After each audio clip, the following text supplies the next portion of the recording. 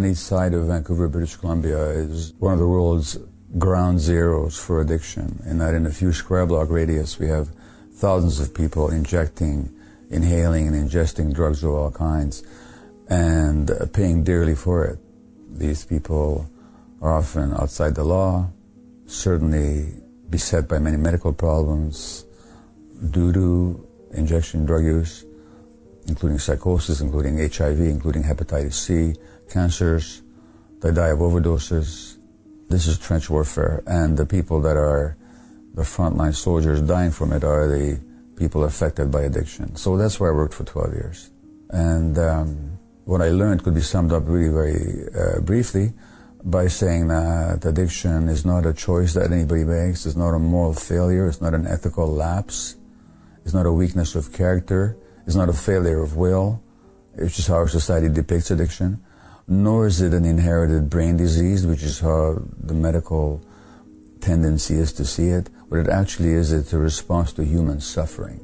And all these people that I worked with had been severely traumatized as children. All the women had been sexually abused, all the men had been traumatized, some of them sexually, physically, emotionally neglected.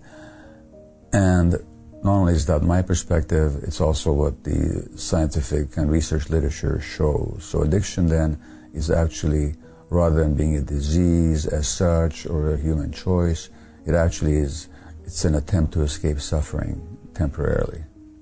By the time I went to work there, I had already been in family practice for 20 years. I'd seen a lot, and I was quite attuned to the impact of early childhood experiences on adult psychology and adult brain physiology.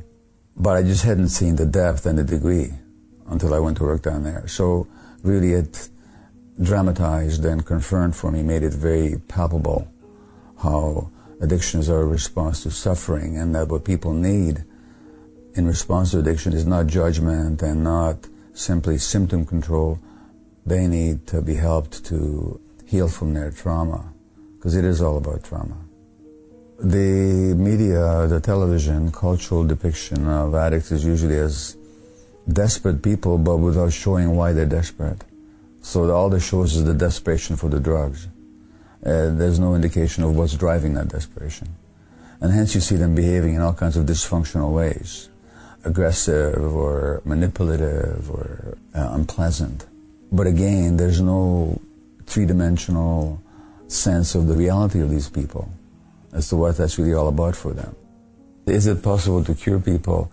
You're speaking from the Western model, where I am the expert and you're the one with the disease, and I'm going to cure you like you cure a piece of meat. You know, no. The answer to that question, framed that way, is no. It's not possible. If you're asking, is it possible for people to heal from trauma sufficiently that they don't have to keep escaping into addictions to lessen the suffering of their trauma? Yes, that's entirely possible. But the question is, under what conditions is that possible? And under the conditions that obtain in London, UK, or Vancouver, British Columbia, or in New York, or any place, under the conditions that obtain socially, legally, and from the perspective of medical practice, it's hardly a likelihood, because we're approaching it from the wrong direction and with the wrong perspective. If I could constantly demonstrate that with this particular population, I could affect a 5 or 10% success rate of getting people to leave their addictions behind, I'd be considered to be a genius, because our results are so poor. When I say ours, I don't mean ours specifically in Vancouver. I don't mean that. I mean the overall treatment model for addiction is so poor in succeeding with the most affected segments of the population. So, I mean, addictions are like everything else on a spectrum. So a lot of people do heal from addictions, but the most inveterate, most entrenched addicts, they have the hardest time. And they're also the ones whom society gives the hardest time, so that it makes it even harder to help them. Never mind they don't get the help they need, they actually get actively punished. And so what you've actually got is traumatized children. When children are traumatized, that affects how they feel about themselves, which is deeply ashamed, because a child always believes that it's about himself. So if I'm being hurt like this, I got to be a terrible person.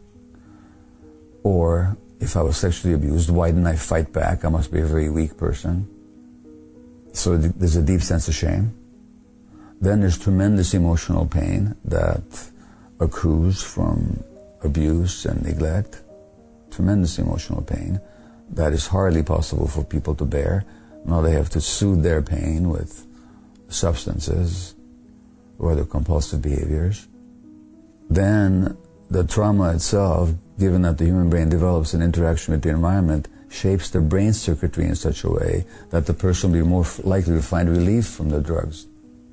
So the very physiology of the brain is affected by early trauma.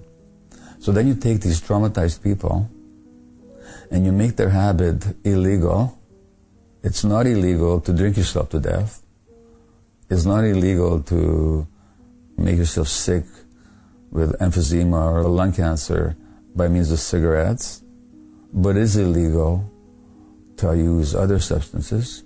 So now you take these abused, traumatized people, you place them outside the law, you put them in jails, and you hound them all their lives, treating them like criminals and bad people and failures and rejects and less than human. And then we wonder how come they don't get better. So it's a self-perpetuating cycle of taking traumatized people and then re-traumatizing them and then hoping at the same time, why don't they listen? Why don't they get better already? Why don't they give it up? Well, they don't give it up because the more hurt they are, the more they need to escape. In other words, the addiction wasn't your problem. Your problem was that you had a lot of emotional pain you didn't know what to do with. So the addiction was really an attempt to solve a problem. So when you say, why do people use substances or why do they engage in addictions in general, it's because they have a problem they don't know what to do with. And if you really understand their addiction, we have to ask, well, what gave you so much emotional pain? And how come you didn't have the internal resources? This is not a judgment, this is simply an inquiry.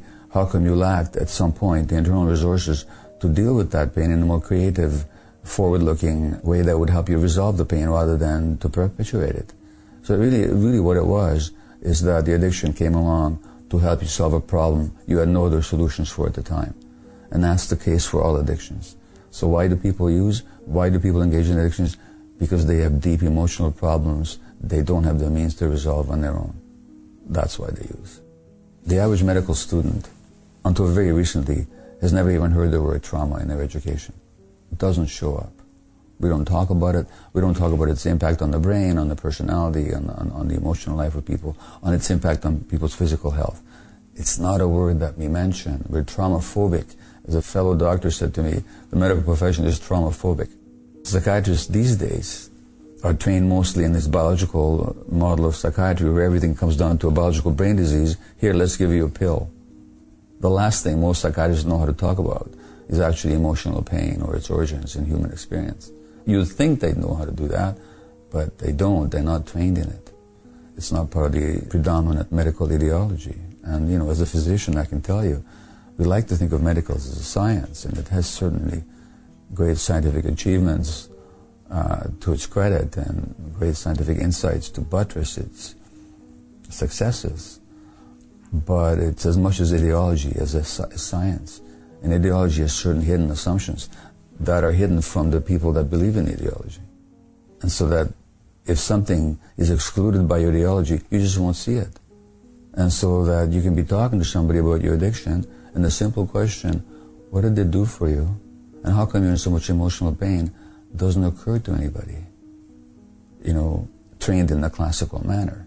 No, this is true not just for physicians, it's true for a lot of psychologists as well, who are more interested in solving your problems and getting you to overcome the behavior than in asking, well, okay, where does the behavior come from? And what are you still carrying inside that's making you behave that way? And how can we help you resolve what's inside you? Not just how do we help you change your behavior, but how do we help you change? Now that's what healing is. And that happens inside a person. So it's never a question of anybody curing anybody else, but we can guide people to healing if we ask the right questions.